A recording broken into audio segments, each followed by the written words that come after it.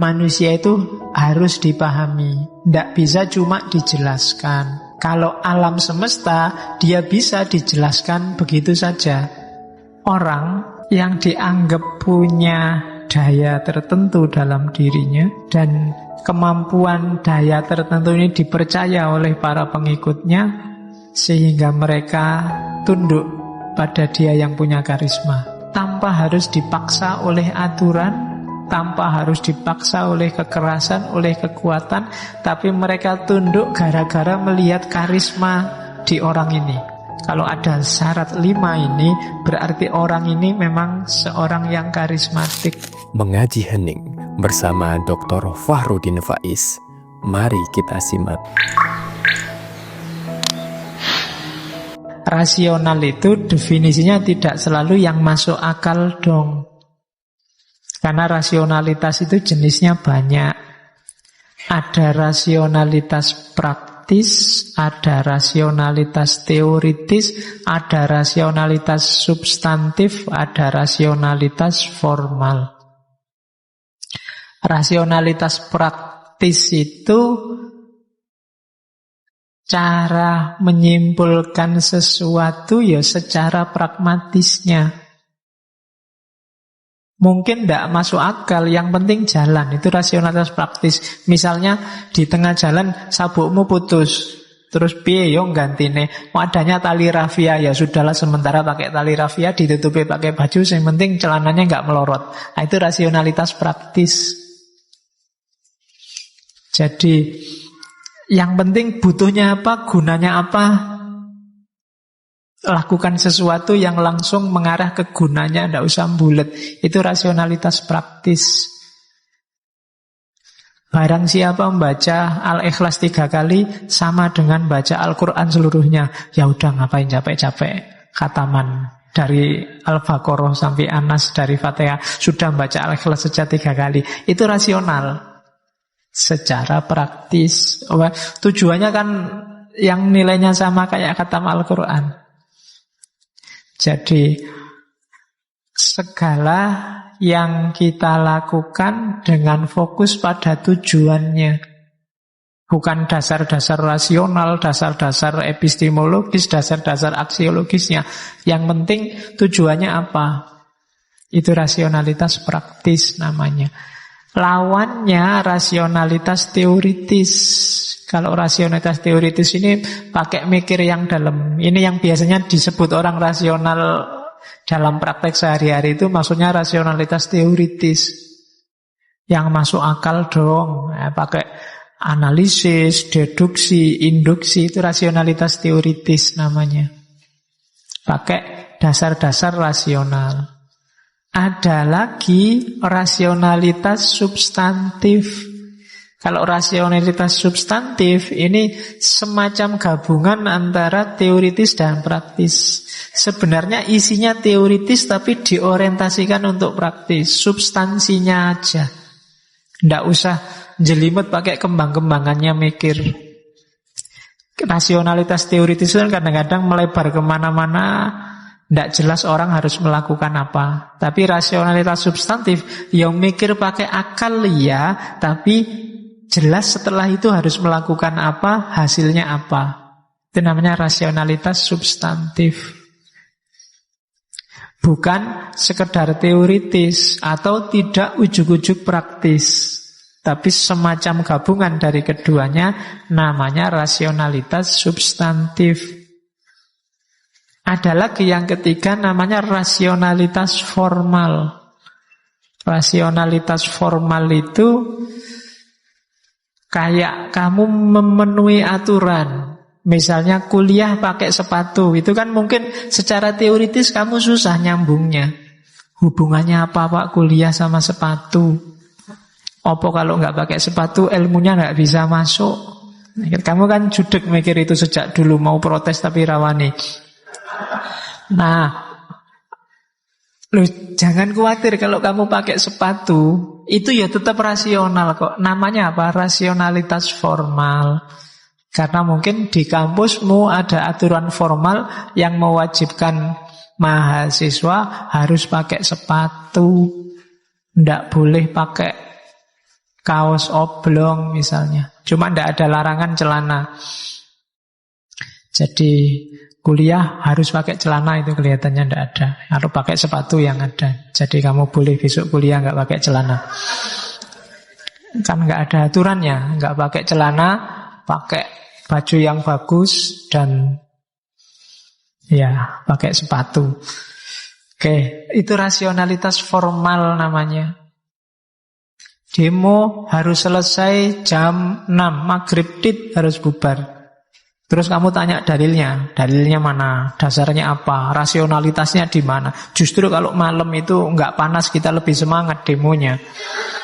Nah itu jawabanmu gitu. Mungkin benar jawabanmu itu rasionalitas teoritis. Tapi yang dituntut saat itu rasionalitas formal. Sama kayak kamu apel harus pulang paling malam jam 9. Jam 10 tidak boleh. Mungkin kamu bisa bantah pakai dalil macam-macam. Pulang jam 9 itu belum dapat apa-apa Pak. Baru dapat ngobrol itu. Belum dapat yang lain-lain. Oke. Enggak itu aturan. Jadi pulang aja enggak apa-apa. Rasional. Itu namanya rasionalitas formal. Jadi rasional itu enggak selalu yang masuk akal. Ada kalanya praktis. Gitu. Kamu kok nggak masuk akal gitu sih, masa makan langsung di wajan? Lu nggak apa-apa, itu namanya rasionalitas praktis. Piringnya raono, makannya langsung di wajan, nggak masalah. Secara teoritis salah, namanya wajan buat masak kok buat makan. Tapi secara praktis benar, itu namanya rasionalitas praktis. Nah, itu tipe-tipe rasional. Kayak kamu bulunya ayam kamu pakai garuk-garuk di telinga itu kan. Itu rasionalitas praktis namanya. Tujuannya ada bulu itu tidak untuk garuk-garuk telinga. Itu ayamnya bisa tersinggung. Tapi kan kamu pakai itu karena kamu sedang butuh. Nah, itu namanya rasionalitas praktis. Ada rasionalitas formal, ada yang teoritis, ada substantif. Terus dengan dasar rasionalitas tadi, ini belum masuk karisma ya, untuk memahami maunya Weber dulu sebelum masuk ke karisma. Nanti karisma masuknya ke legitimasi otoritas tindakan. Tindakan sosial katanya Weber ada 4. Yang tadi tindakan yang mempertimbangkan orang lain. Yang pertama ada namanya tindakan rasional instrumental. Tindakan rasional instrumental itu yang dipikir tujuannya. Tujuannya apa? Aku harus melakukan apa? Itu namanya tindakan rasional instrumental. Ngaji ke sini tujuannya daripada nganggur Pak di kos-kosan sendiri. Nah, itu rasional instrumental. Begitu nyampe sini kok sepi, podo sepi nih ternyata, berarti kamu salah. Rasional instrumental itu benar salahnya dilihat kesesuaian antara yang kamu inginkan dengan hasilnya. Misalnya haus sekali Pak, ya minum. Haus dan minum ini kan ada hubungannya. Maka tindakanmu ketika haus terus minum itu namanya rasionalitas instrumental. Contohnya ya kita minum sekarang.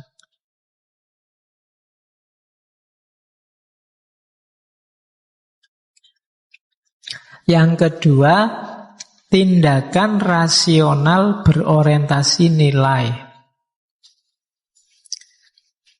Kenapa kamu ngaji ke masjid ini? Biar dapat ilmu Pak. Itu rasional instrumental. Kenapa kamu ngaji ke masjid ini? Agama memerintahkan saya sering ke masjid Pak. Itu rasional berorientasi nilai. Jadi ada lembaga nilai yang kamu ikuti. Kenapa kamu kuliah? Ya karena agama mewajibkan saya cari ilmu Pak. Nah itu rasional berdasar nilai. Baik buruk, cocok tidak cocok itu berorientasi nilai, mikir. Yang ketiga, tindakan tradisional. Kalau tradisional itu dasarnya biasanya begitu. Atau yang lain begitu. Kenapa kamu ngaji ke sini? Biasanya kalau Rebo malam Kamis memang saya ngaji di sini, Pak. Itu biasanya. Itu tindakan tradisional namanya.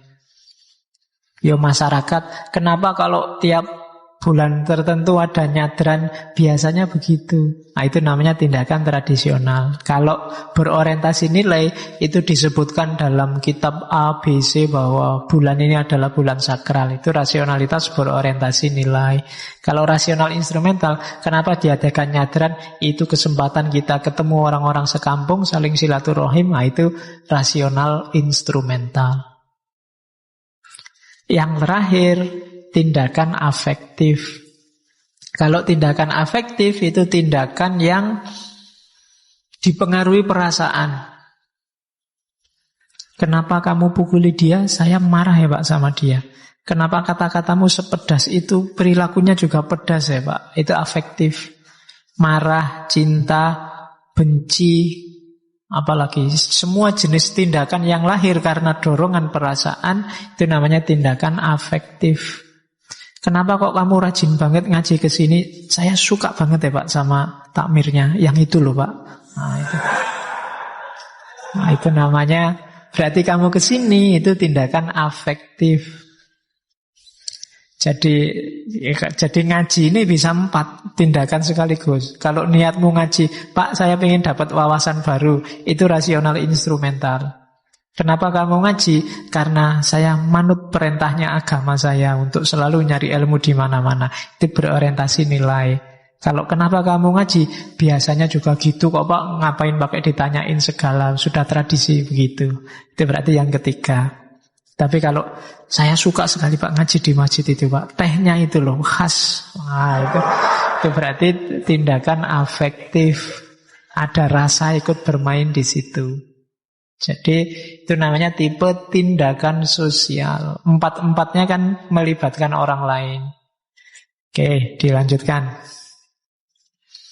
Nah, untuk memahami tindakan sosial, nanti Weber mengadopsi satu metode dari hermeneutik namanya Verstehen. Istilahnya dia Verstehende Sosiologi.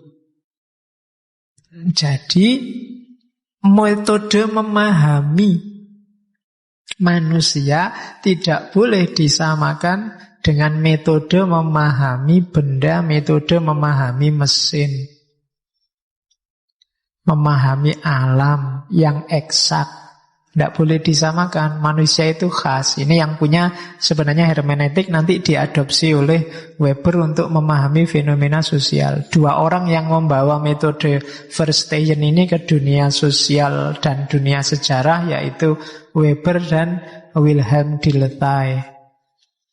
Jadi katanya Weber, manusia itu harus dipahami, tidak bisa cuma dijelaskan. Kalau alam semesta, dia bisa dijelaskan begitu saja. Matahari terbit dari timur, besok juga dari timur, sesuai dengan rotasinya, tinggal dijelaskan. Tapi kalau manusia tidak bisa. Sama-sama fenomena mesuh misalnya, mesuh di sana mungkin simbol keakraban, simbol kedekatan, sementara mesuh di konteks yang berbeda, simbol kemarahan. Itu manusia. Sama-sama senyum, ada senyum seneng, ada senyum sinis, ada senyum basa-basi, ada memang yang bentuk mulutnya senyum. Lihat beda kabeh itu, sama-sama kamu berhadapan dengan fakta senyum. Itu manusia, maka dia harus diselami, tidak bisa cuma dijelaskan. Nggak bisa terus cuma dijelaskan, temanku tersenyum padaku. Oh, itu harus diperjelas dulu. Itu senyum sinis, apa senyum sayang, apa senyum basa-basi. Oh, itu maknanya bisa jauh berbeda. Maka harus Verstehen. Sama-sama mukul, ada mukul karena benci, ada mukul karena sayang, ada mukul karena iseng. Itu kan beda-beda. Kalau mukul karena benci, begitu dipukul kamu ingin bales. Kalau mukul karena sayang, dipukul, kamu minta dipukul lagi. Kalau mukul karena iseng, begitu dipukul kamu tanya, lah kok aku dipukul? Alasannya apa? Beda menyikapinya. Maka harus verstehen, harus masuk ke objek. Tidak bisa hanya dilihat dari luarnya saja. Tidak mesti yang luarnya begitu, isinya begitu. Tidak mesti yang kata-katanya jelek terus isi orangnya juga jelek. Atau sebaliknya, yang kalem kata-katanya lembut, isi orangnya juga lembut. Itulah manusia. Dunia sosial juga begitu. Tidak bisa hanya dilihat faktanya saja. Harus diselami, harus masuk. Model verstehen. Oke, jadi tindakan sosial yang dasarnya adalah rasionalitas, yang cara memahaminya pakai verstehen. Ini dasar-dasar teorinya Weber. Dari situ nanti masuklah kita ke isu struktur otoritas dan legitimasi. Katanya Weber, dasarnya kehidupan bersama itu dua, yaitu otoritas dan legitimasi. Otoritas itu dia punya otoritas kalau dianggap legitimate, dan sesuatu itu kalau sudah punya otoritas dia bisa jadi alat untuk legitimasi. Dua-duanya muter itu. Nah, jenisnya otoritas itu ada 3 katanya Weber. Ada otoritas tradisional, ada otoritas legal, ada otoritas karismatik. Baru kita masuk ke karisma. Jadi otoritas tradisional itu, bayangkan sebelum ada negara, sebelum ada birokrasi. Fokusnya pada individu, pada seseorang, pada tokoh, pada tradisi. Biasanya begitu. Pak Kaum, Pak Dukuh, Pak itu sebelum ada negara itu sudah ada.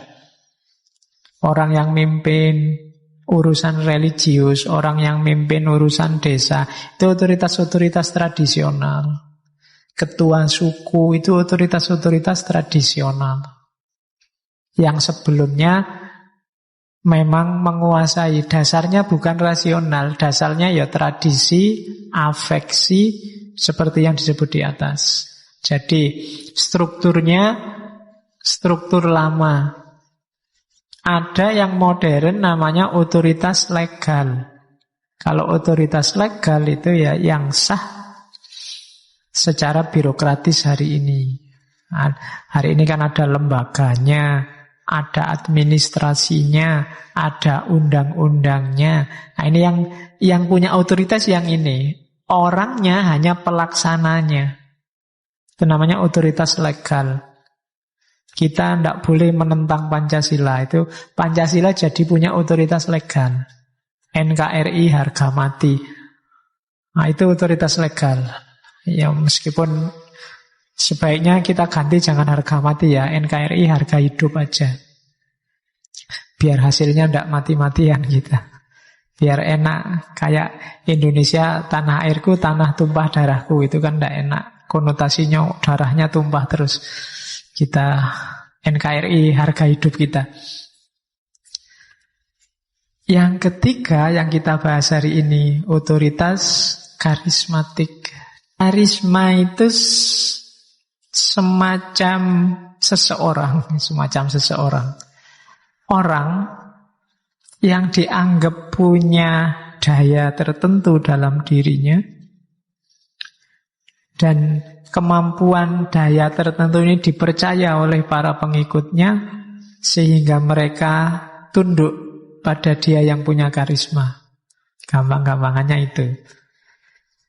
Karisma ini individu yang punya.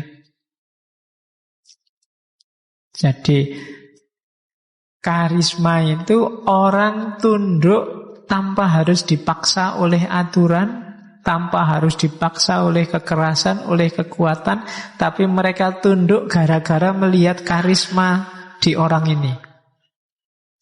Jadi semacam, kalau Weber mengartikannya semacam daya spiritual, semacam magical power. Entah dari mana, Weber enggak, makanya tadi saya omong kalau di agama mungkin hubungannya sama Imam Mahdi, kalau di Jawa mungkin lebih dekat dengan konsep Ratu Adil. Contohnya banyak, ya termasuk Dimas Kanjeng Taat pribadi itu, bagi pengikutnya dia punya kualitas tertentu, meskipun ketika sekarang sadar baru tahu. Ya Weber nggak ngomong mana karisma yang sesat, mana karisma yang lurus. Ya, Weber cuma ngomong ada gejala sosial namanya karisma. Orang yang dianggap karismatik ini, dia ngomong apa aja dianggap kebenaran. Dia tidak usah merintah sampai capek, umatnya otomatis ngikut. Bahkan sebelum dia merintah, umatnya nafsir sendiri apa yang dimaui oleh pimpinanku ini. Jadi dayanya sifatnya supranatural. Dalam tanda petik, dalam bahasanya Weber. Mungkin Weber melihat gejala-gejala ini banyak dalam tradisi-tradisi timur. Dan contohnya banyak. Bagaimana kekuatan karismatik ini dimanfaatkan untuk revolusi sosial. Untuk melakukan dobrakan-dobrakan terhadap tatanan yang mapan. Dengan bekal klaim karisma ini, dia perjuangannya jadi dahsyat, banyak yang sukses. Pangeran Diponegoro dulu, kenapa kok banyak sekali orang Jawa yang mau jadi prajuritnya untuk berperang melawan Belanda? Dia punya karisma. Tanpa harus dia teriak-teriak merintah, kampanye, tanpa harus nyebar Facebook atau WA, itu orang Jawa manut semua diajak perang oleh Pangeran Diponegoro. Dia punya karisma. Oleh orang Jawa dia dianggap Imam Mahdi. Dia laku spiritualnya kuat. Dan bisa menunjukkan bukti bahwa dia konsisten dengan visinya. Itu karisma. Dalam sejarah Islam juga banyak kan yang diposisikan jadi Imam Mahdi. Yang terkenal di Indonesia ada Ahmadiyah dengan Mirza Ghulam Ahmad. Ada Lia Aminuddin. Ada Mossadegh dengan gerakannya. Ada yang terakhir Dimas Kanjeng dengan penggandaan uangnya loh. Jadi ini dia paling tidak dia punya kualitas loh. Jangan salah, kelasnya profesor, kelasnya orang-orang besar aja manut, jenderal aja bisa manut. Itu kalau dia tidak punya spirit kekuatan tertentu nggak bisa nyampe ke sana. Jadi kekuatan karismatik. Lia Aminuddin itu dia ngaku Jibril. Dan anaknya titisannya Nabi Isa. Dengan segala gayanya, ritualnya macam-macam sudah. Di Islam juga banyak. Ada yang sukses bikin dinasti. Ada yang sukses. Zaman dulu misalnya di Sudan ada Mahdi Sudan. Dia mengklaim dirinya Imam Mahdi, tapi gara-gara itu dia pengikutnya banyak dan bisa mengusir Perancis dari Sudan. Ada Mahdi Ibnu Tumat, muridnya Imam Ghazali yang nanti bisa mendirikan dinasti Muwahhidun yang beberapa kali saya ceritakan. Itu contoh karisma.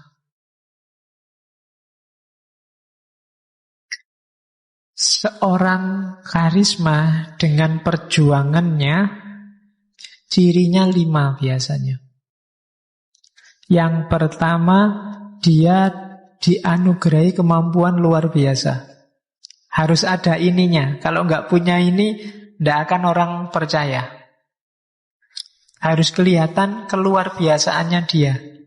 Ibnu Tumat itu pernah satu ketika dilemparkan dari atas kapal ke tengah laut. Tapi dia tidak tenggelam, dengan santainya renang sampai pantai. Itu kok tengah laut loh, bisa renang sampai pantai, nyampenya bareng sama kapalnya. Itu Ibnu Tumat. Itu kan umatnya semakin percaya. Wah, ampuh tenan nih berarti.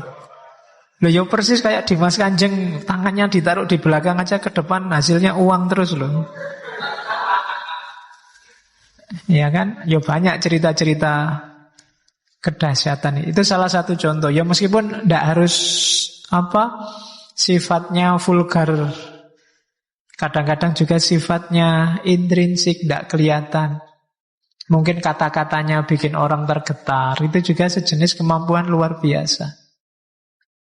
Dan yang kedua, biasanya orang karismatik itu menonjol karena dia muncul di saat yang kritis. Kalau situasi biasa-biasa, dia tidak menonjol. Orang tidak butuh ratu adil kalau sudah makmur. Orang butuh ratu adil itu ketika zaman sedang susah. Lahirnya dinasti Muwahhidun itu ketika dinasti Murabitun sedang krisis. Lahirnya Mahdi Sudan itu ketika Sudan sedang dijajah oleh Perancis. Pangeran Diponegoro dia jadi sedahsyat itu karena Belanda bikin banyak krisis di Jawa.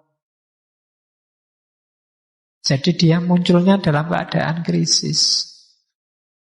Kalau situasi aman dan normal ya orang tidak terlalu butuh dengan manusia luar biasa. Superman itu kan kalau sedang ada penjahat baru dia datang. Kalau nongkrong-nongkrong di warung tidak mungkin dia datang. Tidak mungkin tiba-tiba Batman muncul di angkringan, itu tidak mungkin. Tapi kalau sedang ada copet, ada perampokan, dia muncul. Jadi ya gambarannya kan begitu. Yang punya karisma, yang punya kekuatan luar biasa. Yang ketiga, dan dia mampu mengatasi krisis itu dengan cara yang unik, radikal, luar biasa, yang tidak terbayangkan. Orang sudah putus asa ngatasi situasi kayak gini nggak mungkin. Tapi sosok karismatik ini mampu mengatasi krisis. Akhirnya percaya, paling tidak krisis individual masing-masing pengikutnya. Sehingga masyarakatnya percaya, jamaahnya sedang dililit utang, tiba-tiba dijanjikan, tenang aja, duitmu berapapun tak gandain. Oh, itu kan mengatasi krisis tanpa krisis. Versi Dimas Kanjeng. Jadi dia bisa semacam itu. Sehingga followernya percaya, pengikutnya jadi percaya. Kemudian mempesona, menarik, dan dipercaya oleh pengikutnya. Itu syaratnya. Sejago apapun Ratu Adil, manusia karismatik atau Imam Mahdi, kalau tidak punya pengikut, ya dia nggak jadi Ratu Adil. Dia jadi Ratu Adil itu karena diakui oleh para pengikutnya. Tidak ada Ratu Adil kok sendirian. Sayalah Ratu Adil, dewean, tidak ada yang ngakui, ya tidak mungkin. Harus ada pengikutnya. Dan yang terakhir, dia bisa membuktikan kebenaran gagasannya, kebenaran ide-idenya. Enggak cuma ngomong, tapi dia bisa, ini loh yang tak omongkan itu sukses. Jadi perjuangan kita sukses, sekarang bisa berdiri dinasti. Nah itu karisma. Orangnya luar biasa, muncul dalam kondisi kritis, bisa mengatasi krisis, punya pengikut, dan bisa membuktikan gagasannya benar. Kalau ada syarat 5 ini, berarti orang ini memang seorang yang karismatik. Katanya Weber, yang membedakan dari punya otoritas tradisional atau punya otoritas legal. Karismatik ini dia menguasai sekaligus otoritas legal dan otoritas tradisional. Dia bisa bikin undang-undang sesuka dia, dia juga bisa bikin aturan sesuka dia. Ini seorang karismatik. Undang-undang jadi nggak penting lagi. Yang penting apa fatwanya dia. Apa katanya dia? Ini karisma namanya. Terima kasih sudah menyimak. Semoga channel Mengaji Hening bersama Dr. Fahrudin Faiz selalu bisa memberikan ilmu, motivasi, dan kebermanfaatan. Salam sehat dan bahagia.